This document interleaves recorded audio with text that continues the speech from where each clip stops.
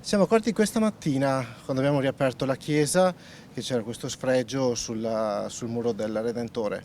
Un'enorme chiazza rosa deturpa la facciata della chiesa del Santissimo Redentore alla Giudecca. I vandali hanno colpito uno dei simboli della storia di Venezia.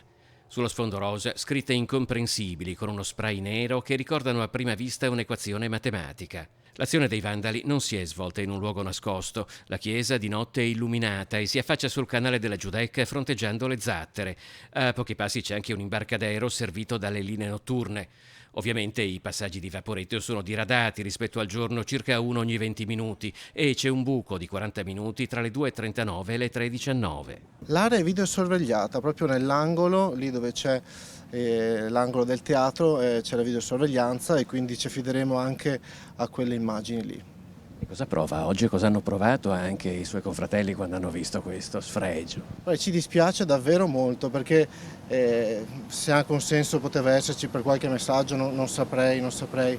Dispiace anche molto ai giudecchini, alle persone che vedevo passare stamattina, ero davvero dispiaciute perché questo è un po' un simbolo anche della nostra isola, della nostra Venezia, e vederlo trattato così è una cosa che rincresce molto, fa riflettere. Progettata dal Palladio quasi mezzo millennio fa a seguito di un voto della città durante la terribile peste che ne decimò la popolazione nel 1575, la Basilica del Redentore custodisce tra gli altri opere del Tintoretto e del Veronese. E ci dispiace perché le risorse che verranno destinate per ripristinare questa cosa, speravamo di destinarle invece per i poveri oppure per promozione di attività culturali. Ci dispiace per questo e comunque ci affidiamo alle autorità e anche poi alle procedure di chi è competente per risistemare.